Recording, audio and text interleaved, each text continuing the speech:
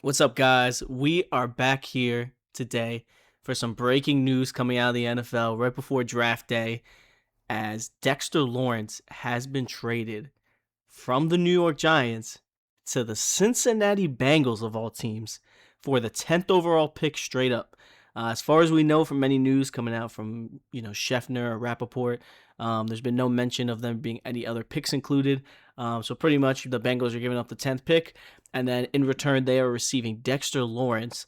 And with that, he is also going to get a big contract extension, as that was really the main sticking point that was really giving him issues previously with the Giants, and that's kind of what split them apart there. First things first, I mean, crazy thing that the Bengals of all teams are the one going for that kind of acquisition.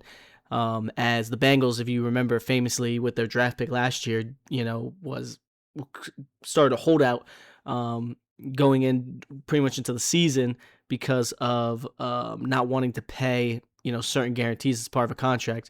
So now, with already having big contracts with Joe Burrow, Jamar Chase, and T. Higgins, now they're also adding Dexter Lawrence's contract onto there. Is definitely going to be a lot of money tied up in there. To be honest, though, looking at this from a straight grade perspective, the Giants get an A on this. Maybe an A minus, as Dexter Lawrence, even with his decreased sack production last year, while it might have not shown up in the box score, was still definitely just as impactful. If you were watching a Giants game, the reason why you had some of the success that they had in their pass rush game, while they do have talented guys in like Brian Burns and Kayvon Thibodeau, those guys definitely were helped there by having a big guy like Dexter Lawrence. He's really in the interior lineman, in an elite category there. He's there with the Chris Joneses, himself, Quinnen Williams. They're really kind of in their own echelon there when it comes to defensive tackles. Jeffrey Simmons is up there as well. So you're definitely losing an elite player there. But overall, I think for them, especially in the direction they're going, new head coach and everything, you really want to start building your own culture, especially because, to be honest, John Harbaugh that's going to be really one of his main impacts that he kind of has.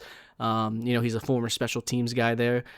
So it's not like he's some great X and O strategist there that, impacts the game that way. So bringing in a culture and a, proven system of winning there is really what's going to make the difference for them.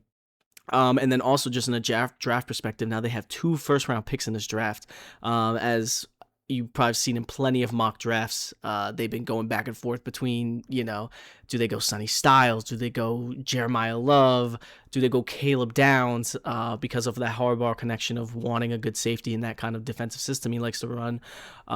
So for that there, I think this pick is great for them in that sense, where now, they could, for example, get a Jeremiah Love at the 5th pick and then go into defense, whether they get, if some Sonny Styles somehow falls due to positional value, or maybe they acquire Caleb Downs, who a lot of people were mocking actually to the Bengals at that pick.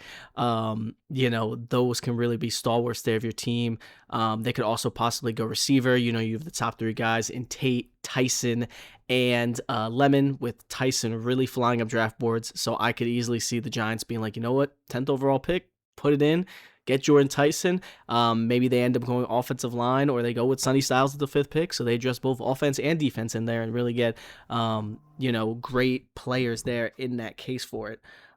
So for them, I think it's definitely a good pick. It's really what fit best for them, as Dexter Lawrence is not super old, but he's 28. So he's starting to become an older player there. So definitely kind of moving in with the youth revolution there for them. For that team. Now for the Bengals side here, this one might be a little lower than what some people expect, but to be honest, I kind of give it a B grade overall. I love the player that they picked up. I think he fits well with their scheme that they run there, so I don't think you're gonna have any issues over there, because he's big enough and athletic enough where, to be honest, he could, just with a guy of his caliber, you can really fit him in. You can make him work in your defensive scheme. Like I said, he is a big body down there. So one of the things that this Bengals team doesn't have a lot of is, a high end defensive edge play. They do have Miles Murphy, who's a younger player there that they have. They picked up Boy Mafe, and they have Shamar Stewart. But it's really a lot of, besides somewhat Mafe, more young, unproven guys. So having a tandem of at defensive tackle of Dexter Lawrence, BJ Hill, if I'm not mistaken, and Jonathan Allen, they really have a group of guys that they can run through that can really force pressure in the middle of that defensive, or in the middle of that offensive line, that can really open up opportunities for some of these edges. And really have a positive impact on the defense. The big things that come up in here is more on the team building side is really where the negatives come in for this, because like I said, the contract perfectly fine as well. You can easily afford it, or not easily afford it, but you can make it work, and it's definitely a player worth getting. But I feel like this team has more holes than they think. I mean, you kind of see that with them not getting rid of Zach Taylor there. They're really, I think, trying to run this back for another year, 2 years, and then really go all in and hope that they can, compete for a championship, a Super Bowl with that there. I mean, they did make some signings on the offensive line there, but again, that's not, amazing. A little bit unproven with some guys too, like Amarius Mims, who's young with some potential. Tight end is solid, but not amazing either, but they do have their stalwarts at QB, wide receiver. But in reality, they're really not a team that I think is a player away for that to really put them over the edge. They do have some nice pieces on offense and defense now. Like I said, with Dexter Lawrence and the guys I mentioned, but you also have Dax Hill, who was good last year. Brian Cook, who they signed from Kansas City, who was also good last year. DJ Turner is solid. So they do have definitely some pieces there. But overall, trading something as valuable as a 10th overall pick is definitely going to be interesting. This really could signal that they did not have a lot of faith in this draft, especially where they were picking at 10th. They might have thought most of the blue chippers were kind of gone, and they could say, hey, we'll get a solid player, but they won't be able to match what we'll get out of Dexter Lawrence for 3 years, especially because they were going defensive on the defense. But again, you run into some cap issues as well because, maybe not defensive tackle, but you could have drafted possibly an edge, especially on a trade up or something. They could have drafted an edge like a Ruben Bain on there. They could have gone with another safety to really lock in the secondary, a corner, to improve that unit as well. So for that, with how much money they already had committed on the offense, you really want them to add some young defensive pieces, and that's not what this is going to do here. So really, I'm kind of worried for that it could kind of end up blowing up on them, and then they're kind of just saddled with him towards the back end of his contract. To be honest, that might be why they gave up a 10th pick this year. It's a weaker draft class. They want to keep their draft capital for next year.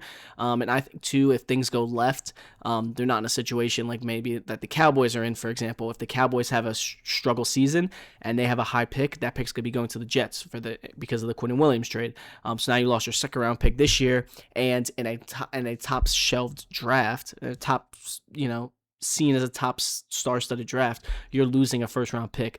So I definitely think that they valued next year's draft over this one's. But it's going to be curious of what they're going to use their other draft capital to really pick up, because they do have some holes on that defense that they're going to need to fill in to really get over that hump. So either way, we're going to see what they're going to do here. Those are the grades I pretty much have for them. Let me know what you guys think down there, as like I said, I know it could kind of vary there, especially with Dexter Lawrence coming off a bad year. But either way, solid at worst, it's a solid trade for both teams. But there's definitely more question marks on the Bengals side of things than the Giants of, the whys of making this trade. Either way, though, folks, let me know what you think, and I will see you guys next time.